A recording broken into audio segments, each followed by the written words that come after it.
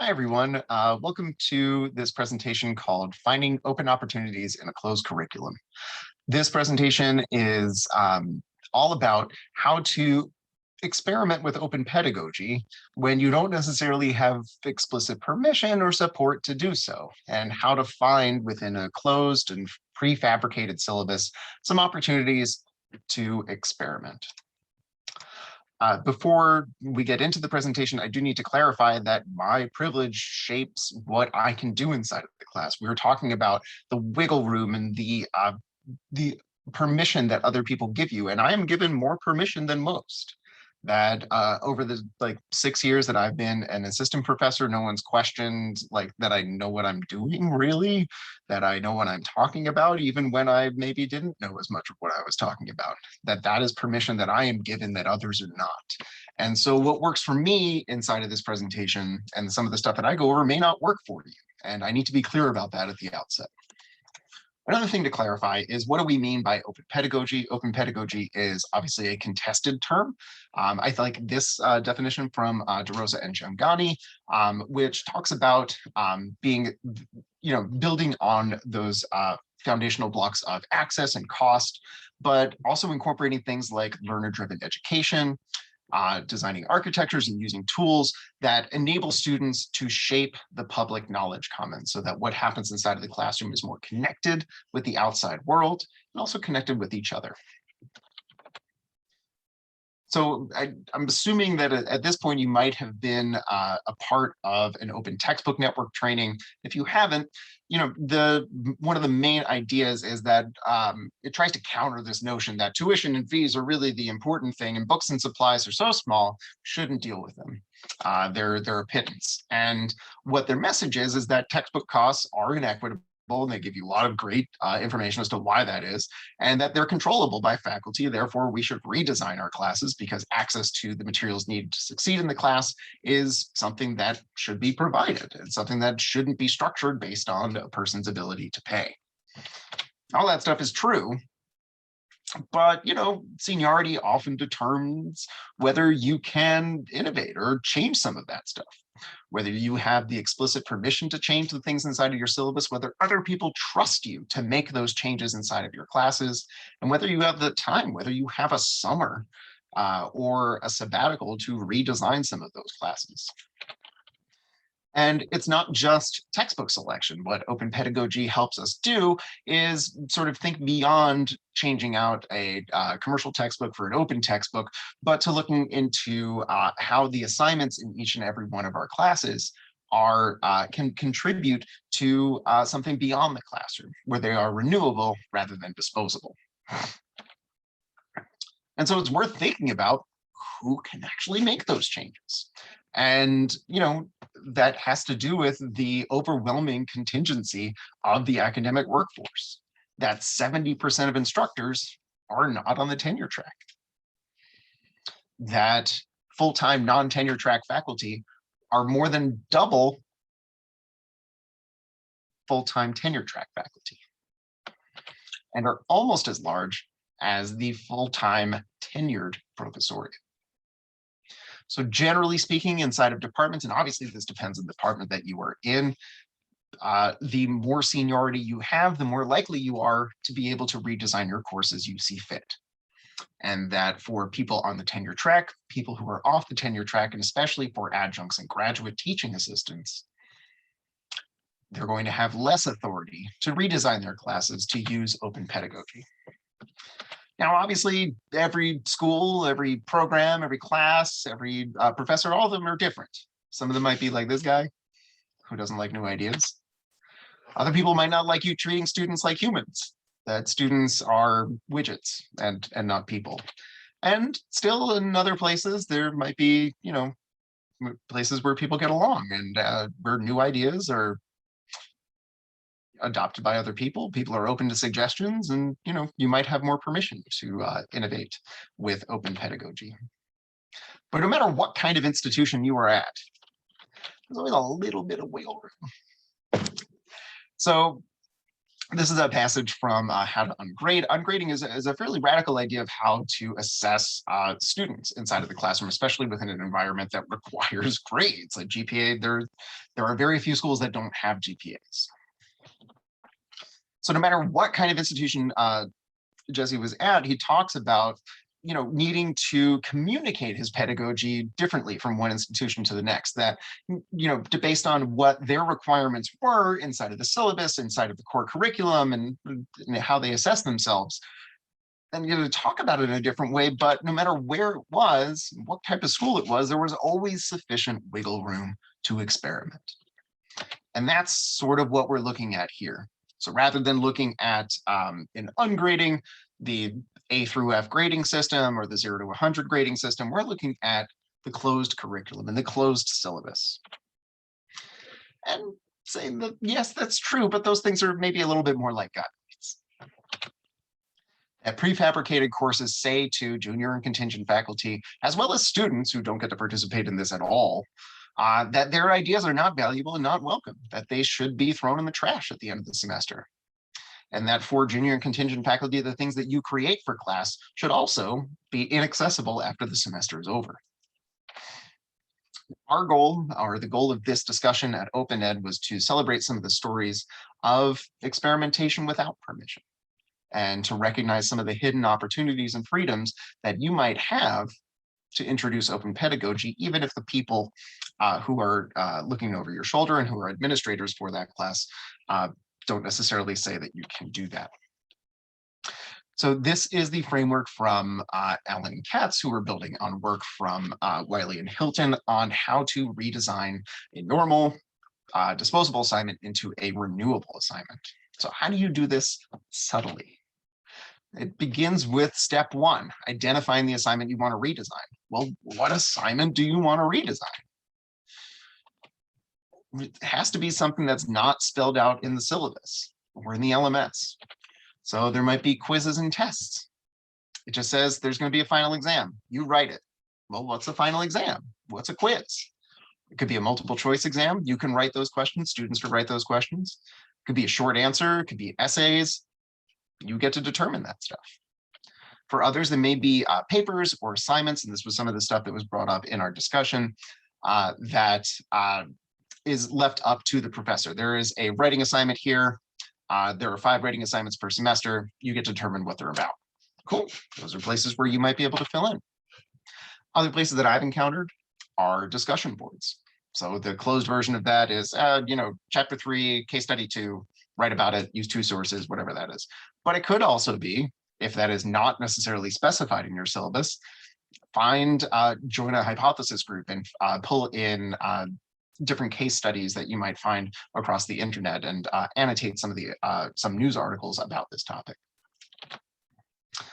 Another place to go is class participation. That is almost entirely left up to the professor.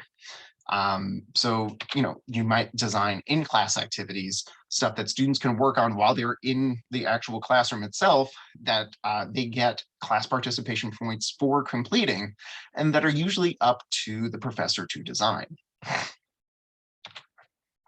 Some other ideas were scaffolding a final paper or term paper in smaller chunks, and using that as a process to sort of incorporate open pedagogy. I believe those are the ones that came up inside of the chat. So I'm going to give you one example of how I use this. One, you have to identify an assignment. So I identified quizzes. Quizzes were flexible. They were, you just write a quiz. All right. Second step, identify what exists inside of your topic area.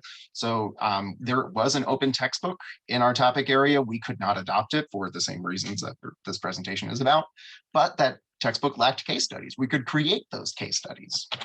So we had to pick a platform. We used Google Docs. Students wrote case studies each week. So as a quiz, they would write a case study. They would pull in information from their practice experience as graduate social work students, or from their lived experience, popular media, anything really, and then create some questions that went over things from the readings from the past few weeks, and then give some example answers. Students would then peer review each other's work, vote on the best ones, and we would talk about them as a class. Eventually, our goal was to share via OER Commons, because that is part of sort of thinking about step number 3. You need to negotiate sharing with students, and I think that that was one of the challenges that some of our discussants today really talked about, that students, that there's not really enough time in the semester, especially in a semester with a closed syllabus, which may have a lot of reading and a lot of assignments already inside of it, to scaffold those ideas of copyright and open licensing and public sharing and some of that stuff. So you might not get as many students with the buy-in to create something that other people will then see and use. And then the last step is just to redesign and share when it is ready.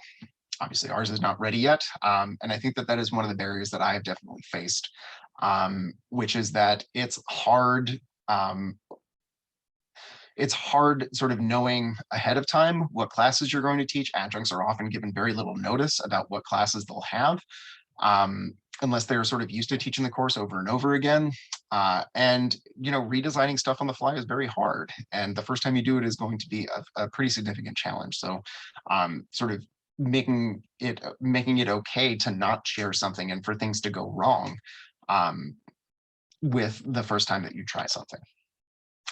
But let's say worst case scenario, everything is spelled out in the syllabus. Every question on every assignment, every reading for every week, everything the students are doing inside of the class is spelled out on the syllabus. Everything that they write and do as part of their grade.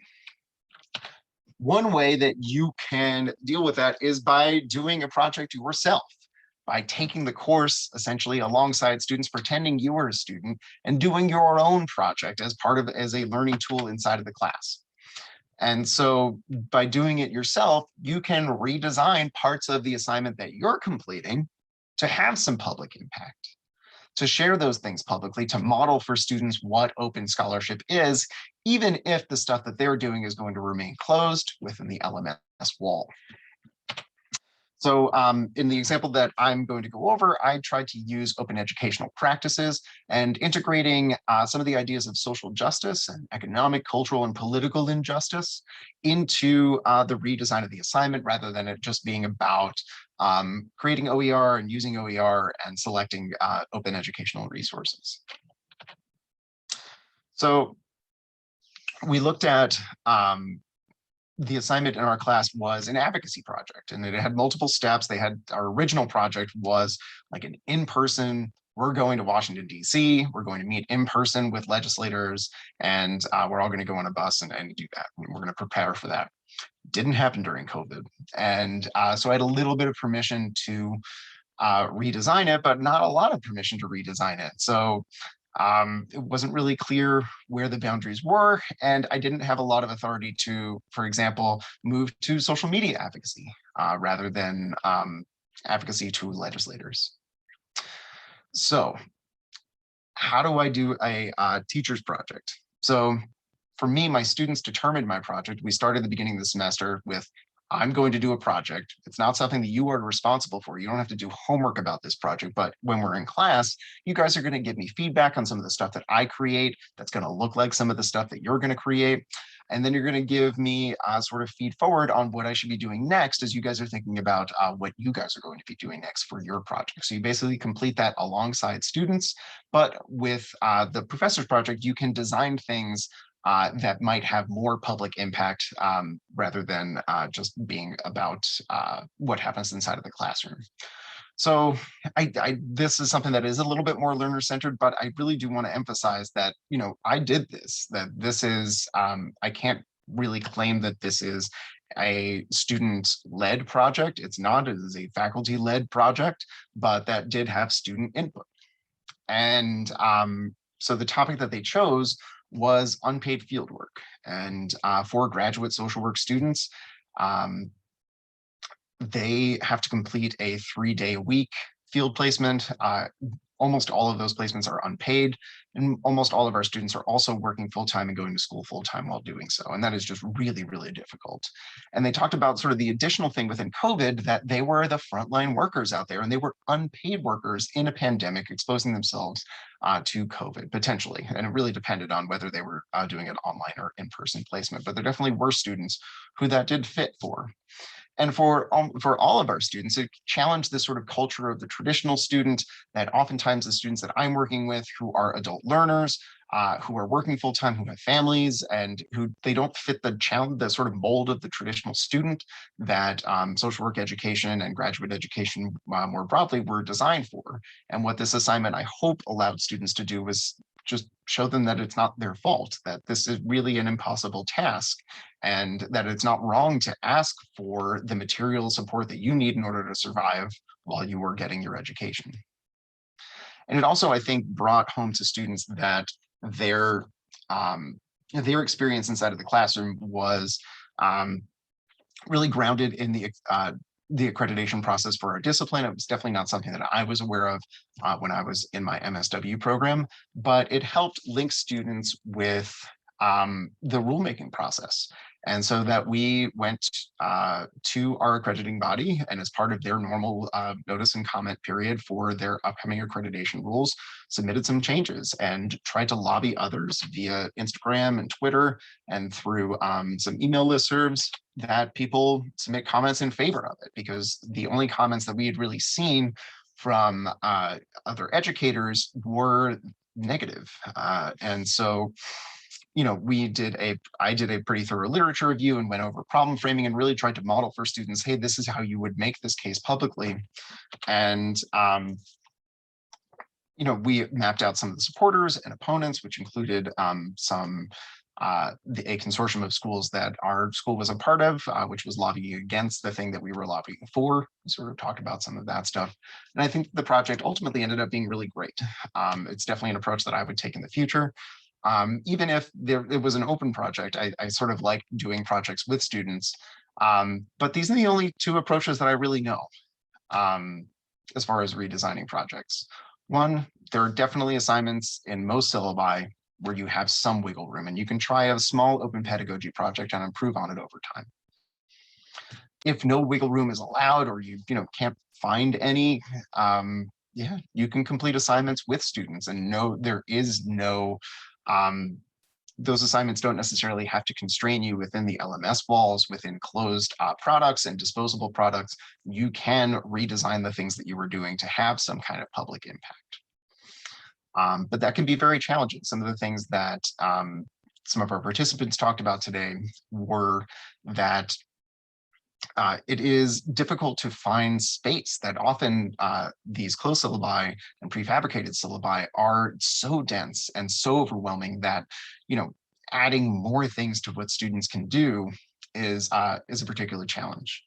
Other things that they talked about were that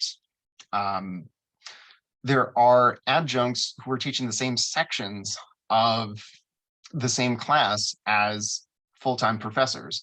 Full-time professors may be more resistant to redesigning to open education. Adjuncts might be more in favor of it. And if they decided to do it and take on that additional workload, they might be drawing students away from those full-time classes, especially if the OER courses and zero textbook courses are marked. And that navigating some of that stuff politically can be a really big barrier. So some of the things that people had talked about were finding some supports on campus, finding administrators who can give you some institutional permission. So working with the Center for Teaching and Learning Design, finding faculty OER grants or OER teaching programs that might provide some institutional legitimacy behind, I'm experimenting with some stuff inside of my course. Is that okay?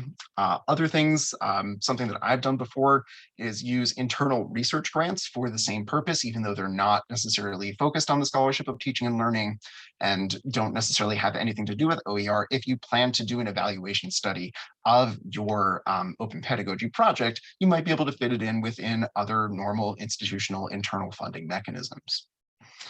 It's also important to be able to interact with people inside of the open education community and do your own professional development, which obviously is more difficult for contingent faculty who have either extraordinarily busy schedules teaching at multiple institutions or normal 9 to 5 full-time jobs.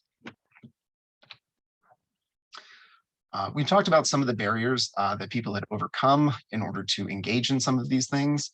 And I think some of the stuff that I would do differently is just being able to build in more opportunities for feedback and more opportunities for revision. So maybe students would be a little bit more comfortable with sharing their stuff at the end of the semester.